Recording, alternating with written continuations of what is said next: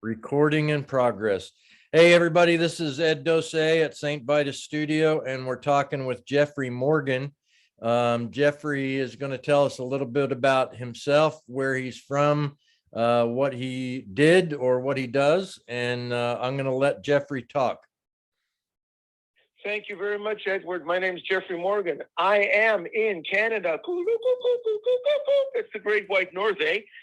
And I am the authorized biographer of Alice Cooper. And as if that wasn't enough, and I haven't been blessed by God enough, I'm also the authorized biographer of Iggy Pop and the Stooges.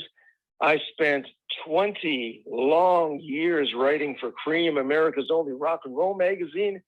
I have the honor, the dubious honor, the sometimes disputed honor of being Cream's longest serving rock and roll writer at 20 years. I wrote a graphic novel called The Brides of Mr. X, which Rolling Stone says is one of the 50th greatest non-superhero graphic novels. And as if that wasn't enough of a blessing from God, I also am the author of Rock Critic Confidential, which was published this year by New Haven Publishing. And it was published 3 months ago in hardcover. It is now available in paperback, softcover at popular prices, just in time for Christmas, or if you're listening to this next year, just in time for, well, gosh, Easter, Thanksgiving, your birthday, somebody's birthday that you know, New Year's Eve, whenever you're listening to this, it might even be, I don't know, 2030. But whenever you're listening to it, if it's still available, buy one for a loved one. And if it's not available anymore, gosh, it's going to be worth even more. So go on abe.com. Somebody will have a used copy. It's about 142 pages. It's a large format coffee table book. It's got over 200 previously unpublished rock and roll photos. And of course, it's got more wit and wisdom than you can shake a stick at, as Groucho would say, if that's your idea of a good time. Nice. That's awesome, man. You got that whole thing down, man. I'm awake, my friend. And I'll tell you why I'm awake. I am awake because I found out a couple of days ago that my publisher wants me to do a follow-up to Rock Critic Confidential, which will be coming out in 2022. And I'm hard at work at that right now. And if that's the kind of thing you think you can snooze through, you got to be wide awake to put together another book like that. So that's what I'm doing right now, my friend. And you're the first person to know about it. You're awesome. You're awesome. I can't wait. I'm blessed. I'm blessed by God. If God thinks I'm awesome, then that's good enough for me. That's right. That's right. Hey, I wanted to talk a little bit about how you got started in the business and some hurdles that you beat to get where you were. Edward, I had no hurdles whatsoever. The reason I had no hurdles is because I didn't want to write. I didn't know I was a writer. I had no intention of writing. So there were no hurdles. Unlike everybody else that I know, I never had a portfolio. I never had samples of my writing because I hadn't written anything. So there was nothing for me to send in. I didn't know that I could write. I didn't know I was a writer, but I knew that I had a very good sense of wit and satire and parody, which I came about by growing up reading Famous Monsters of Filmland and Mad Magazine by Harvey Kurtzman and Will Elder. So I just naturally had that kind of satiric outlook. And although I wasn't a writer and didn't want to write and had no intention of it, what I did have an affinity for was writing letters to the editor. And I started out in 1966. I wrote a letter to Batman and they printed it. And then from then on in the early 70s, I started writing letters to Marvel Comics. And more often than not, they printed my letters. I had probably about close to maybe 8 or 9 letters printed in about a year or two period in Marvel Comics. And then I started reading Cream magazine. And Cream was sort of like Mad magazine. It was irreverent. It poked fun at it. It didn't take it seriously. So I started writing letters to Cream. And more often than not, Lester Bangs, who was the editor of Cream at that time, this is during around 1973, 74, he would print my letters. And that was all I did. I just figured every so often when I got a thought into my head that I thought was funny, I would write a letter to the editor. And as I said, more often than not, Edward, they would print them. And then one day during the summer of 1974, I got a letter with the Cream stationery on the envelope, and I opened it up, and it was a letter from Lester Bangs, which is printed on the first page of Rock Critic Confidential. And he basically said, you always write us witty letters, even if we don't always print them. So why don't you try your hand at writing some record reviews or movie reviews or book reviews or whatever you want to do? And everybody else that I know wanted to be a writer, wanted to do this, was sending in samples of their work. And it was incredibly selfless that Lester Bangs, a man who was the editor of Cream magazine, would reach his hand out, not just to somebody who wrote for the magazine, but keep in mind that this was like America's only rock and roll magazine. So it was incredibly selfless that he would extend a hand to a kid who was living in another country, because I'm living in Toronto. So that was extremely generous of him to do that. And it took about a year for me to get published in the magazine. As a writer, I got published as a photographer before I got published as a writer, because I always wanted to be a rock photographer. Right. And then I ended up writing my writing appeared in every issue of Cream magazine from late 1975 to late 1988. Wow. For 15 years or so before the magazine folded. But if Lester Bangs hadn't sent me a letter saying, basically, you got potential, kid, don't waste your time writing us letters when you could actually write for the magazine, none of the words in the book would have existed. Wow. I wouldn't have ever done it. I wouldn't have thought of doing it. And we wouldn't be talking right now, because nobody would know anything about me, because I wouldn't have been a writer. Right. So when you did the photography, what got you into that? What excited you about the rock photography? And as we're speaking, I'm showing pictures that you've sent me on the podcast. So talk about some of the pictures and how you got into doing that and what excited you about that. I was basically a cheapskate, and I didn't want to buy the souvenir, because the souvenir programs, were like about $1.50 or something. And I ended up going to York University. I enrolled in their film program. And one of the prerequisites for the film program was that you had to buy a still camera and you had to take photography 101, I guess ostensibly to learn about framing, and how to compose an image and everything like that. So I spent $200 and I got a Pentax. And then once I had the camera, it just occurred to me that, because here's the thing, when I was buying Rolling Stone and when I was buying Cream and Rock Scene and Hit Parader and Circus and all these magazines, I read them, but I never paid attention to the writers. I always, from the very beginning, like from the first issue of Rolling Stone I bought, I was always visually orientated. So I paid attention to the photographer's credits that were printed in small print along the side of the photo. So I knew about people like Baron Woolman and Neil Preston and all these photographers, and especially Ethan A. Russell, who I was aware of in the late 60s. And I knew these people, and I knew the names, and I knew the kind of photographs that they took. And so when I got a camera, I wanted to do what they did. I wanted to go to rock concerts, and I wanted to emulate and do the kind of things that they did. And also, it was my way of having a souvenir of the concert so that I could come home, I could get my black and whites or my slides developed. I could look at the photos and go, yeah, that's where I was. That's what happened.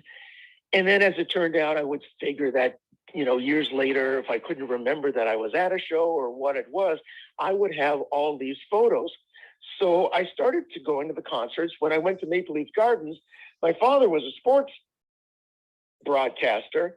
So he had a press pass to Maple Leaf Gardens, and I had my own press pass. Nice. So there's a number of photos in the book from 1974 taken at Maple Leaf Gardens, George Harrison, Elton John, things like that, where I was just wandering around the building with the camera around my neck, taking shots from different angles. When I ended up writing for a Canadian magazine, initially called Cheap Thrills, it was a free promotion magazine that was put out by Concert Productions International. And CPI was the company that booked everybody into Maple Leaf Gardens.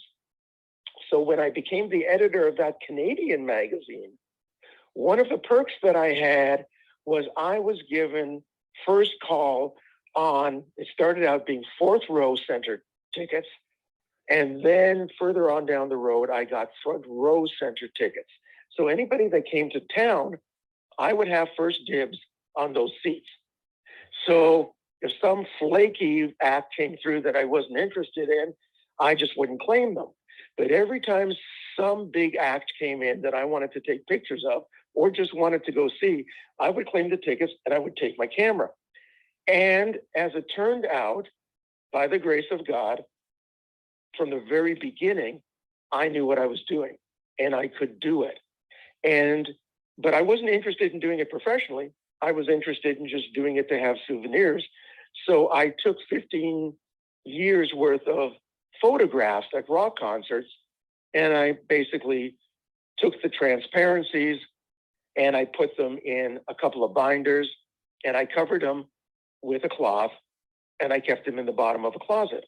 And I did the same thing with the black and white negatives. Nice.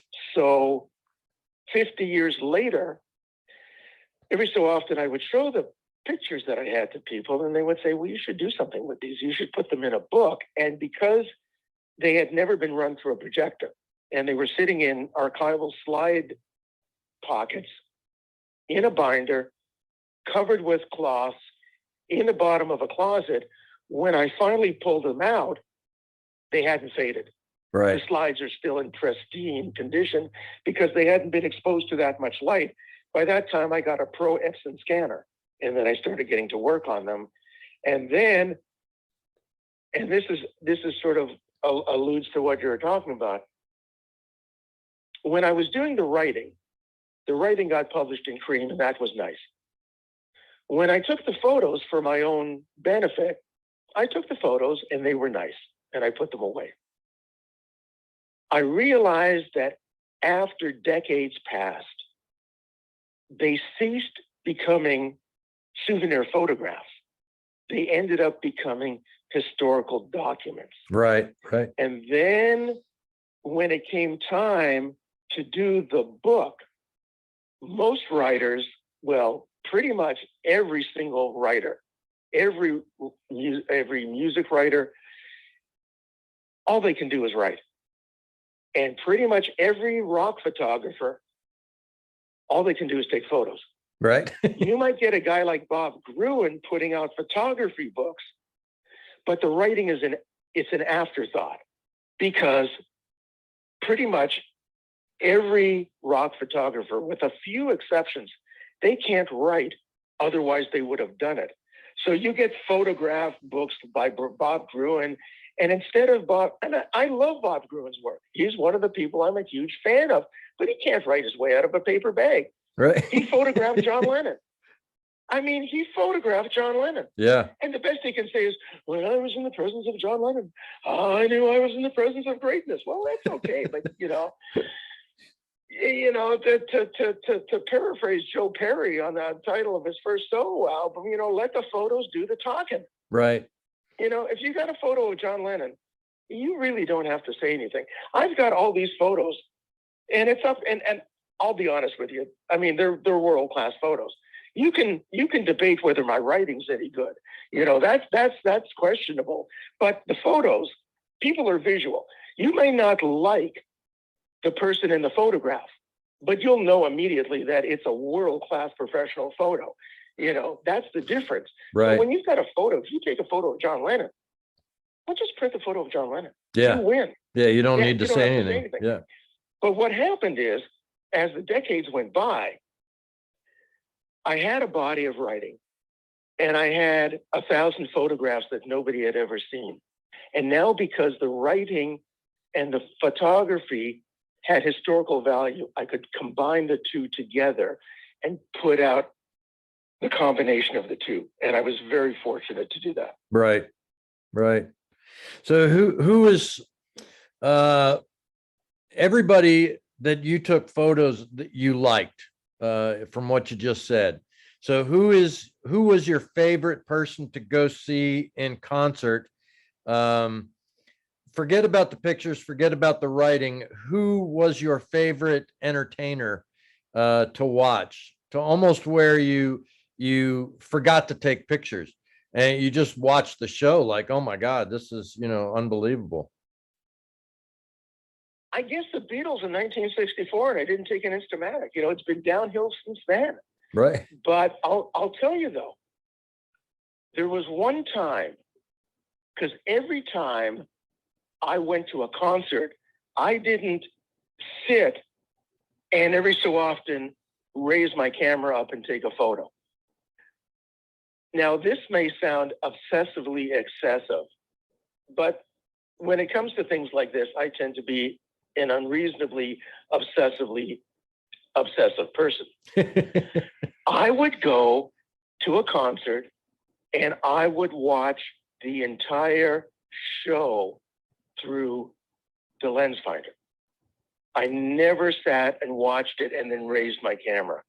I held the camera up and I tracked it for the entire concert unless I was changing films, which is why you see in Rock Critic Confidential, there's a shot of David Bowie with a microphone stuck in his mouth completely. Right. And his hand. Well, when he does that, by the time you realize what he's doing and you raise your camera, it's a split-second thing. Right. He was being stupid, but I was there. When Jeff Beck, there's a photo of Jeff Beck in the book, shoving a drumstick up his nose. Well, that only happened for a second. So by the time your brain mechanically goes, oh, Jeff Beck sticking, it's gone. Right. But if Right. you're looking and you're watching it, then the minute somebody does something, you're there and you're focused. And that's why I got all these shots. I went to see Bruce Springsteen in December of 75. And the shot is in the book. There's a photo of Bruce Springsteen and Clarence Clemens duplicating the cover of Born to Run. Oh, nice. The lights were down. There was hardly, and this is another thing, when I bought my camera, because every little bit cost more money, I never got a hot shoe on my camera. So I never had a flash. So every photo that I ever took was done by available stage light. Yeah, I So do it the took me a same couple- thing. Yeah, I don't Yeah. use flash either. Yeah. Yeah, it took me a couple of concerts to realize how to read the lights. I had a couple, but anyway, at the Springsteen concert, after a song, the lights went down, barely any light on stage. He leans against him and he does the cover. Nice. And he did it long enough. He was smart enough to do it just long enough that if you're in the audience, you looked at it and you went, hey, he's doing and then he broke the pose. Right. But I got the photo because I was on him constantly. Right. And that's the trick. That's the only reason I got some of these great photos, is because I didn't watch the show and then raise the camera and take a photo. Right. I was always looking through. But again, to sort of allude to what you were saying, there was one time when I thought, you know, I'm getting a little tired of watching the whole show. I mean, literally, like a 2-hour show through the lens. I thought, I'm going to go to see a show, and I'm not going to take my camera. And I had front row center tickets to see Neil Young on the Rust Never Sleeps tour. And I went and I sat there and I enjoyed the show. And there isn't a day goes by that I wish I hadn't taken my camera. Right. Right. Yeah, the camera that I've got, the Nikon Z6, has an autofocus button. And the photos that I've taken, and I know that you've seen them, my camera is always ready. And I think there's just some kind of intuitive thing with me where I know what the camera's looking at without having the camera up to my eye. And I always have my hand on the autofocus button, on the Nikon, and then I snap the picture. And some of those pictures are just amazing to me. I don't know how I really do it to get the photo angle, because sometimes it's at full arm's length to get the picture, but sometimes it really amazes me when I get the pictures back. I'm like, oh my God, look at that. Now, when you say get the pictures back, are you literally talking about film? No, digital. When I go home and look through the pictures. Yeah. So let me ask you a question, because this interests me. See, I have a digital Canon. I've got a Pentax. I got a digital Pentax. I hardly ever use it. It's got a 300-page booklet, and yeah, I'm not interested. But when you shoot digital, do you check anything at the time, or do you just shoot as if you were shooting film? And then, as you said, then you go home and you review everything at once? The first couple of shots, I check it to make sure that the f-stop and the speed is okay. And sometimes between songs, I'll look real quick to see how everything's going. But other than that, I just leave it alone. And then I get home and download the pictures and look at them afterwards. That's the way you're supposed to do it. Yeah. That's the way you do it, because this is what Robert Matthew, the man who shot the cover of Courtney Love for the book, that's the whole thing. He was a professional photographer, and he encouraged me because, he basically told me how good my photos were. But he told me a story once, which he wrote in the introduction to his book, that every so often he would go to see a show in the front row, and a writer friend of hers would bring a camera, and they couldn't take a photo to save their life. Right. You just can't do it. Not everybody can do it. Not everybody. And this is the key point that I like to make. Right now, Edward, we are at a point in the world where never before have so many people written in the history of the world, and never before have so many people taken photographs in the history of the world. Right. But if you are writing a customer review on Amazon, or you're at a concert and you've got a cell phone camera and you're taking a picture, just because you're typing doesn't make you a writer. Right. And just because you're taking a photograph doesn't make you a photographer. Right. Exactly. It's still something that you either learn or are born to do. And if you're lucky, you can learn how to do it. My friend Robert Matthew, who, again, he wanted to be a writer in the worst way. And to use that cliche, when he started out writing, he was a writer in the absolute worst way. He wanted to do it, but he couldn't write. He was the equivalent of Bob Gruen. Right. He just wanted to do, but he read my stuff, and I was his editor. And then after a couple of years, he got to the point where he could do it. He could just do it. but he couldn't do it. He could take a photo better than anybody in the world, certainly better than I could, but I could write rings around him. Right. And I didn't know how to write, but I could just do it. But he just learned it. He learned how to do it to the point where he could get to do it. But it's very rare that you can do that. Right. You know, you really have to pay attention and be influenced by somebody. Yeah. Yeah. I just, the photography, my great grandfather was a photographer and my dad was a photographer, and I started taking pictures when I was a kid, and, you know, composition and everything. And it's almost, to where the camera, like I was saying with how I do it with the arm's length, it's almost like a part of me. And I just instinctively know this is what the camera's looking at, and shoot the pictures, like the stuff of Elton John that you like. Those things were just arm's length photographs. And it's, you know, you look at them later and you're like, wow, it just blows you away. Those shots are phenomenal. And here's the point, reason why. It's because you can do it. You see, back in the day, you know, when there was film, there was just this, and people wouldn't understand this now. You know, like, you know, if you type something, you can always erase it or you can correct it.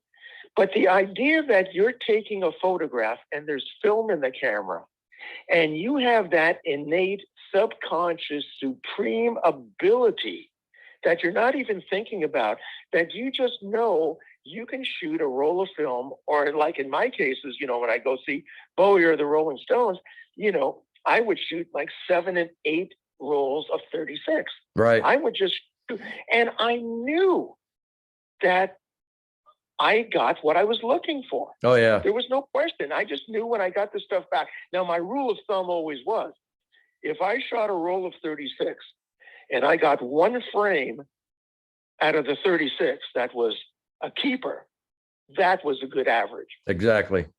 Yeah. But sometimes when you shoot people like The Who and David Bowie and bands like that, Queen, you gotta be pretty bad to not get a good photo, because Right.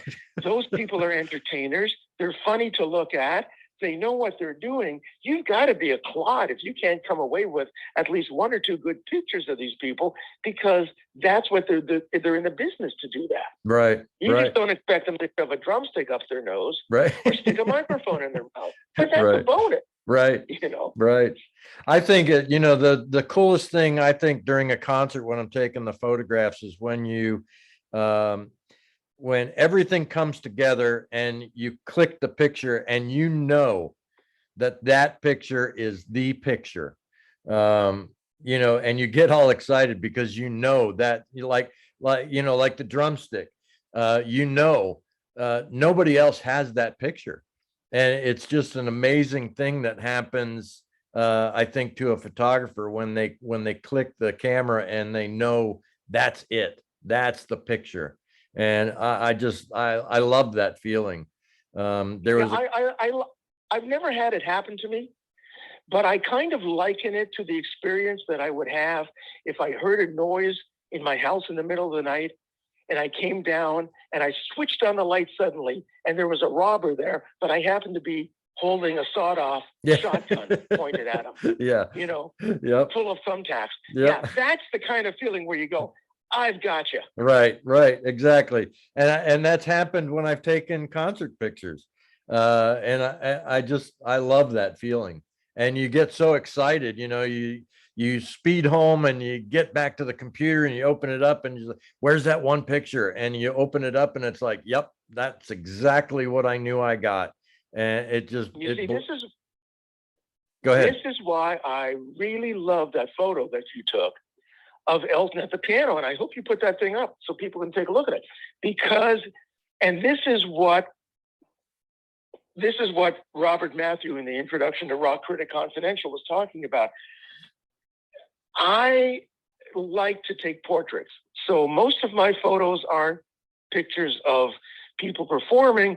They're pictures of people pausing. Right. And my conceit, the conceit that I had was I wanted to fool people into thinking that a live shot was taken in a studio. Yep. Yep. Yep. Yep. And that shot that you took of Elton John, when I looked at it, I would have bet serious money that had all the earmarks of a studio sitting. Yeah. And when I found out that it was live, I was just astonished, because that's the thing I look for. Anybody who's saying, and I've taken them, everybody's taken them. You got a guy with a microphone in his hand, it's a nice shot. Right. But it's those shots when they're not doing anything. Right. Where you can see them thinking or not thinking or looking off at something. Those are the photos that I find interesting, because you can sort of see the wheels turning in the heads of the subject. And that shot that you took of Elton at the piano, I mean, you've got a lot of great shots. But when I saw that one, I thought, well, I've got the shot of him jumping. And that's the best jumping shot that anybody ever took of Elton John. Yeah, because usually his knees are bent. You right. know, and that's just an uncanny, preternatural photo. But when I looked at that, I thought, there's a photo I wish I'd taken. Right. That's a great, that's the, I go, wow. Yeah. That's better. I mean, my photo's great for what it is, but I looked at your photo and I went, that's a photo I wish I'd taken. Well, thank you very much. Yeah, thank you. Yeah, that was his last tour, and he had just given a speech about how much he loved entertaining and thanked everybody, and he wanted to spend time with his kids, and he was retiring, and he started crying in that picture. And if you zoom into that picture, you can see him crying, and he's almost petting the piano, like he's saying goodbye to a dear friend. I mean, it's just an unbelievable. It's almost like he's sort of leaning against it, like the piano. See, in that photo you did, and that's the thing, I didn't know that, but that's the sense I got when he looks like he's leaning on the piano for support. Right. Yep. Right. It's just got that sense of gravity to it, where there's just a bit of right. And that's what I loved about it. Yeah. I thank you very much. I appreciate that, especially coming from you. I really appreciate that. That's a great thing to say for me. Thank you. Well, I appreciate you too, because that's, like I said, when I was reading all this rock and roll stuff, like, I didn't know really who Lester Bangs was. Like, I saw his name, I knew that he wrote for Rolling Stone, but it was the photographers. It was the photographers. I always made a note of their names, and I could, like Norman Seeff. I know he did this sort of the gray kind of diffuse stuff. I knew their styles. I knew what they were doing. When I was growing up and I was a young teenager, I would see the name, like I said, I would see Ethan A. Russell, because that's what he called himself then. He was doing all the Beatle photos and and it was all the photo credits for Ethan A. Russell.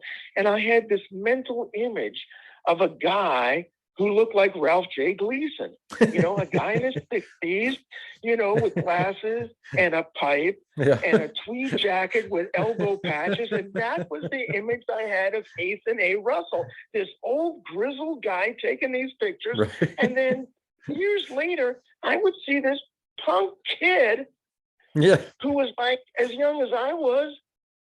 And I go, what? But I always thought, I go, Ethan A. Russell, well, that's got to be like Ralph J. Gleason. You've got to be like an old guy. You just got off a sailboat or something. Right. I see this young kid, and I go, holy hell. But, that gets back to it. You were talking about, how you get through these challenging times and everything and stuff. It's like, if you want to do something, just go ahead and do it. Yeah. But that's the problem. These days, well, it's the problem and it's not the problem. The problem is these days you can't walk in anywhere. Well, these days, since the late 80s, you can't walk in anywhere with a camera. Right. The problem also is that everybody's got a camera because it looks like a telephone. Right. But all these digital photos that I see, and it's not that I'm being cranky and a purist. These digital photos just have some kind of unnatural color saturation to them. Right. Some little hint of artificiality that analog grain film doesn't have. Right. And I love the photos, but it's almost like they're too perfect. Right. Right. Right. Yeah. They just, they look like they're they look like they're paintings. You know how sometimes you get these photorealistic painters, Yeah. and everything looks perfect, Yep. but it just, and That's I wish I could take these digital photos and just see them a little softer and a little less perfectly colored, and they almost look like, everything almost looks like it's some kind of super Cibachrome. right. Just the color saturation and everything. I'm not crazy about it, Yeah. but that's what you have to work with these days. That's what you got to do. Yeah. You know, I see pictures. I'm on all these Facebook groups for photographers, and every once in a while, more than often, more than not, you'll see this photograph that somebody took of this beautiful girl, and it's a great picture, and they way overproduce it. So now it looks like what you just said. It looks like a realist painting. Looks airbrushed. Yeah, it's no longer a photograph. It's a painting, and I don't like that. Yeah. Yeah, I do edit my photos. I do edit the lights and stuff like that, but as everyone knows, my photography through coming through the studio, that I just barely edit, you know, the lights and with Lightroom software. I like the truth of the picture. So I spend a lot of time doing lighting in the studio and setting up and stuff like that. And I spend very little time editing in Lightroom software to change the photograph because I don't think it's to me, it's like a lie or false. And I like the truth of a photograph more than anything. It's the moment. Yeah, exactly. It's, you know, the it's moment, and it's. I had a photography teacher when I was at York, and he's still alive, and he's got a website, and he still does amazing work. And his name was Shin Sagino, and he said once, there was once I had a photograph, and it was kind of blurred, and you know, his advice to me was, it doesn't matter. You know, he goes, Morgan, you'll get the image, right? It doesn't matter whether it's a little blurred or not. right. But I also drove him crazy because, you know, instead of doing what he wanted me to do in photography class, I just went in and was like, yeah, you know, I would go to, I go to like Elton John, and then I'd come into photography class and I'd be printing up all my Elton John photos in the darkroom. And Shin Sagino was very tolerant of me, but, you know, he had enough of it. Right. And one day he says to me, he goes, because he was a Japanese cat, right? He goes, Morgan, why you waste your time doing this Hollywood bullshit? Well, the punchline to this story is, in fourth year, right? Because they didn't want to take fourth year film production. Right. So the faculty said, okay, if you don't want to take fourth year film production, you can take a fourth year photography course instead. Because my argument was, why don't you make me buy this camera from it if I only use it for 1 year? So my photography teacher in fourth year was Shin Sagino. Nice. And he looks at me and he goes, Morgan. But here's the thing. In the ensuing 3 years, right, I did exactly what he told me to do. Right. Yeah, And because you're learning. You got to learn the craft. I was learning, and I went, I was, you know, 3 years old, I went fine. And then I did a portfolio of just, you know, it was like a portfolio of 12 images. And he was very happy with them. And he goes, Morgan, he goes, you take these photos, you mount them on this board, you do what I tell you to do, you mount them, you do them in this size, you put this on there, you get a grant. And I'm sort of laughing, and I sort of go, yeah, right on. And he goes, Morgan, you put on this side, this color, mount, put this here, put the overlay here, do this, you get a grant. I went, yeah, sure, old man, right? Anything to humor you. Did exactly what he said. I sent it into the Ontario Arts Council. I got a grant. Nice. So it's like, you know, you know, on behalf of everybody who thinks that they're a Weisenheimer, like I did, if you ever come across somebody, see, like I'm telling you, like my friend here, Edward, see, I have maximum respect for Edward because, like my late friend, Robert Matthew, we're talking studio photographers. Well, I took a lot of great world-class professional photos, but I did them just knowing how to read a stage and knowing what film to use and what lighting to use. I didn't have a flash. I wouldn't know how to use a flash. I wouldn't know how to balance any lights or anything. This to me is like science fiction, somebody who does this. So if you are ever, whether you're a writer or a photographer, you know, or if you're a musician who plays the harmonica, you know, if you come across somebody who knows what they're doing, listen to them. Right. Even Right. if you think that they're full of it, listen to them and look at what they've done, because they know what they're talking about. And in first year, I just did what I wanted to do. By Right. the time I got to fourth year photography, I was smart enough to know, okay, I'm going to do what you want. Right. And it worked out. Yeah. And I learned how to take photographs that weren't concert photographs. You know, I learned how to apply, because I knew how to frame. I knew how to do this intuitively. You're either born with it or you're not. Right. You can maybe learn how to be a writer. You really can't learn how to be a photographer.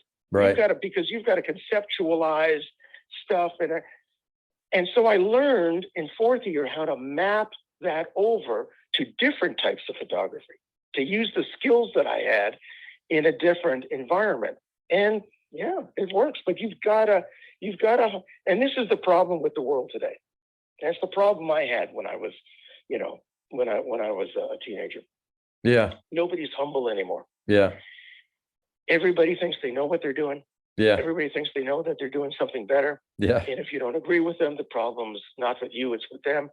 Nobody's humble anymore. And that's the one thing that I'm grateful that I learned, to just be grateful for the fact that I have whatever I've got. Right. And if somebody comes along, to be able to just keep quiet and listen to them. Right. And learn from them.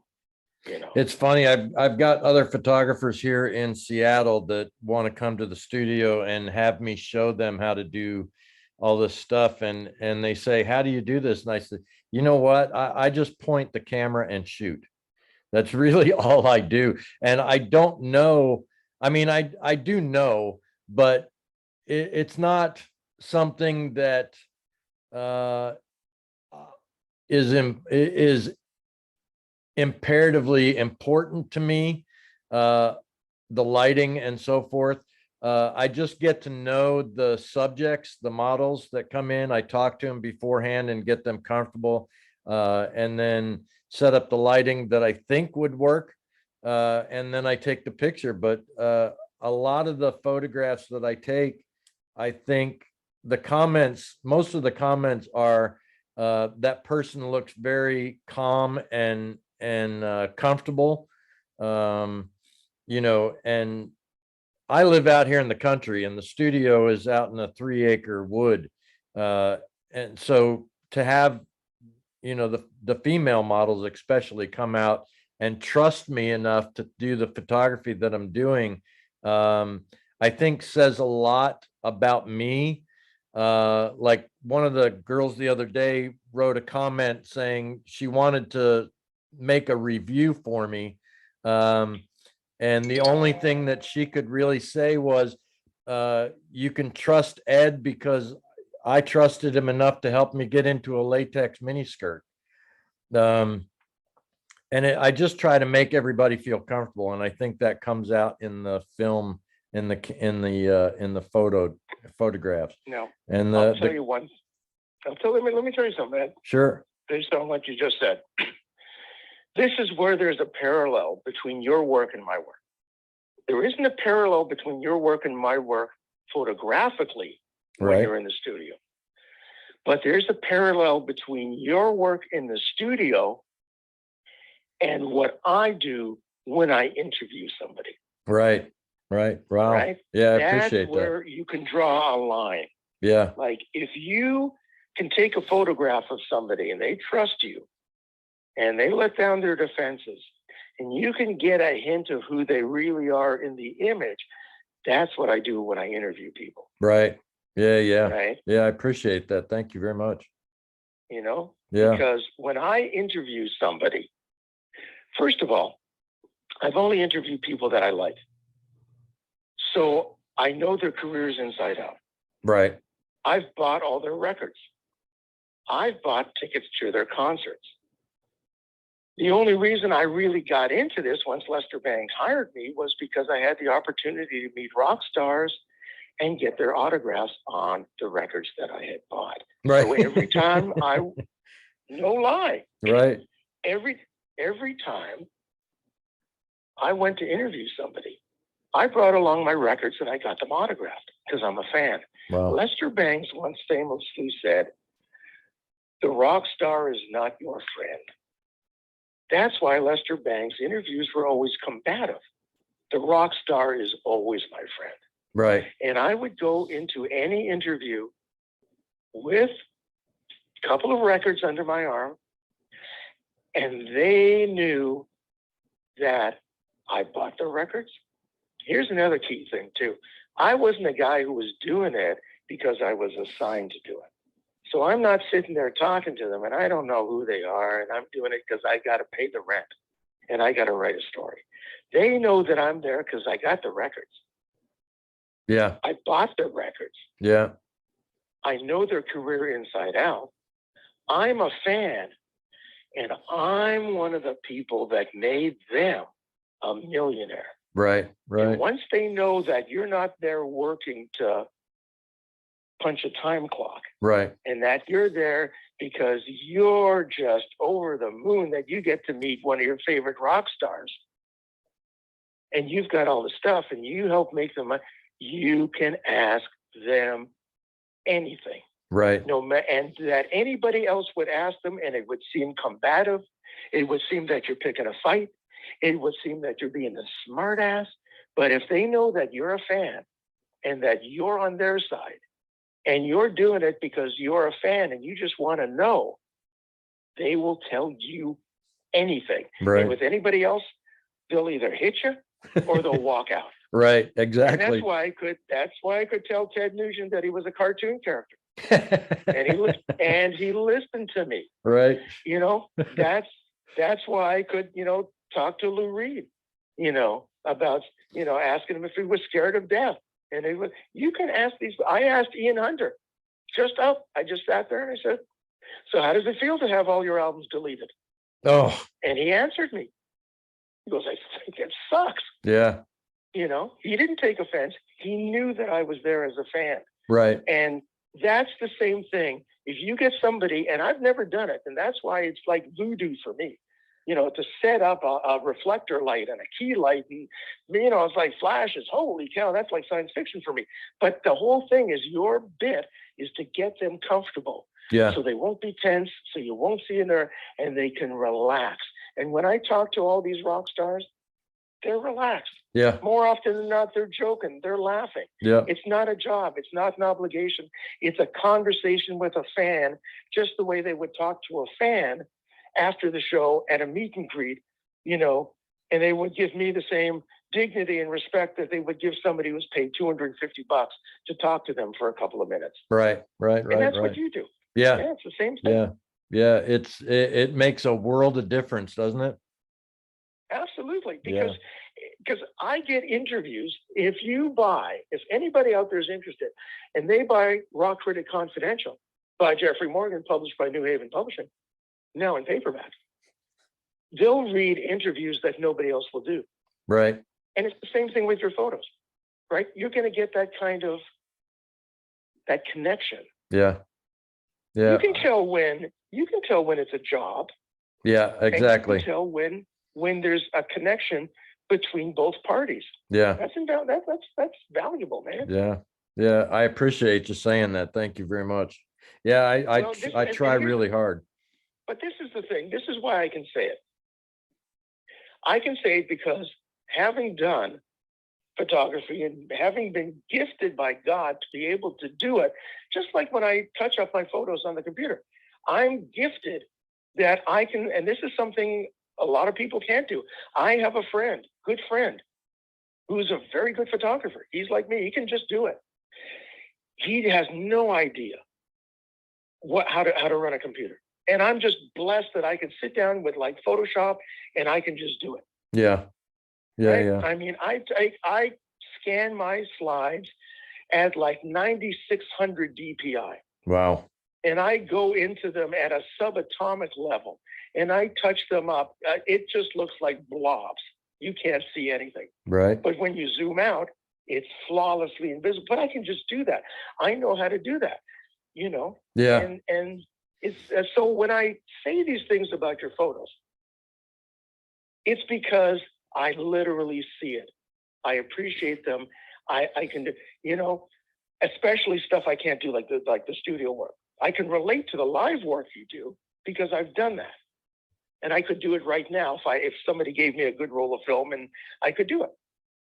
But the studio stuff, I have extra admiration for that, because then that gets sort of into a mathematical sort of scientific thing where you've got to like know stuff literally as opposed to just intuitive doing it. So, but I also, because I know what I'm doing, I recognize it in the photos. There are a lot of people who will look at your photos and they will say, well, that's a nice photo.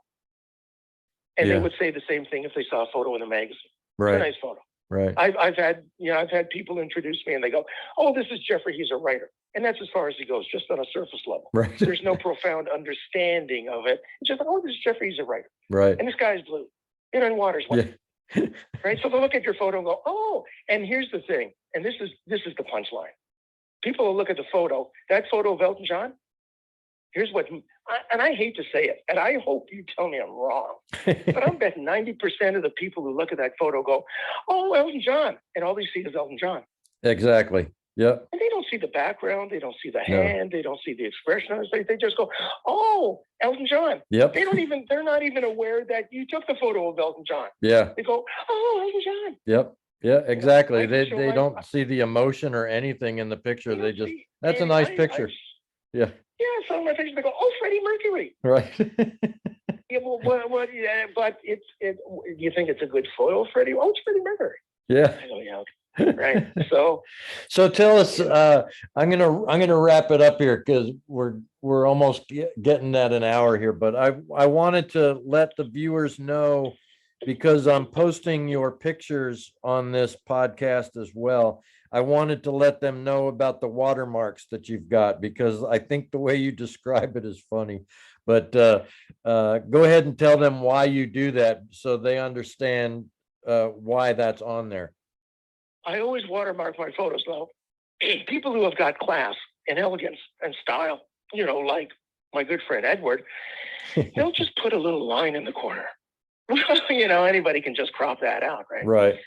So I watermark my photos excessively and unreasonably, not to the point where they obscure the image, but just enough, because my theory, and I've seen one or two of people who have done this, and my hat's off to them for taking the time to do it.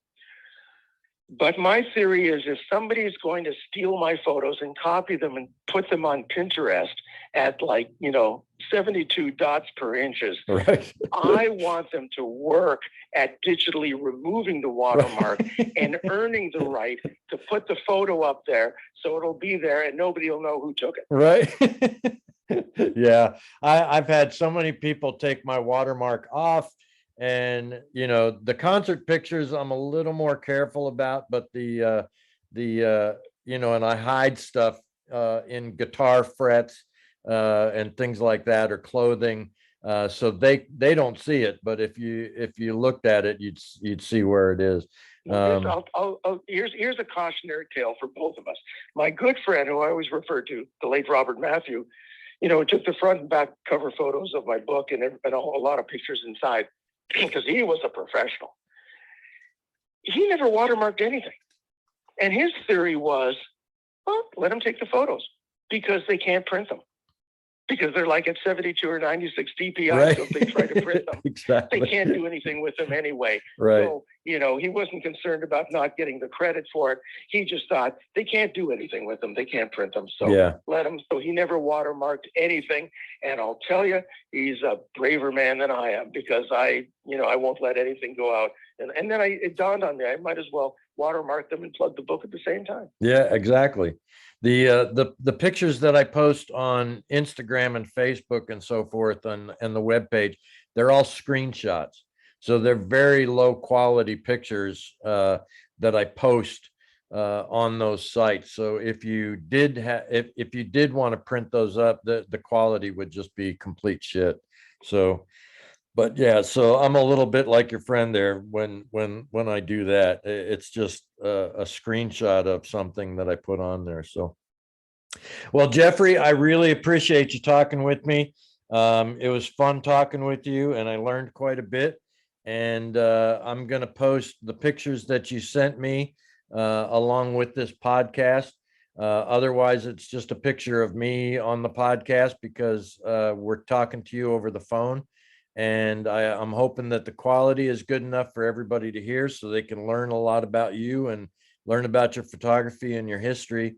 And I really appreciate you taking the time to talk with me about this.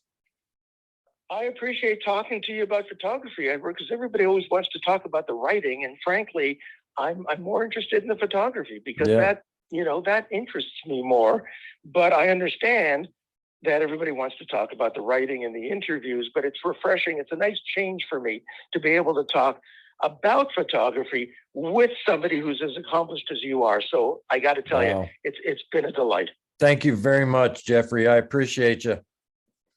And maybe we'll talk next year in 2022 when the new book comes out. Absolutely. And I'm going to put all the links to all of the books and websites that you've got underneath the YouTube video so people can find you. The only thing that you have to put is just put one link, put the Amazon link to the book. That's good enough. Awesome. I will do so. And anything more than that, people these days, they're not going to pay attention to it. Put one link. If they want to get the book, that's great. And if they don't, at least they can, kick back and look at the pretty pictures. Right. Now tell me the name of the book again and who published it. Once again, for those of you who are playing along at home, the book is called Rock Critic Confidential. It's in hardcover. It's in paperback. It's available worldwide from every bookseller that you can find. And it is published by New Haven Publishing. That's two different separate words. New Haven Publishing in the United Kingdom. I love you, Jeffrey. Thank you very much for joining me. God bless you very much. I appreciate it. You take care and stay safe, my friend. We'll talk again. You too. Bye-bye. Bye-bye.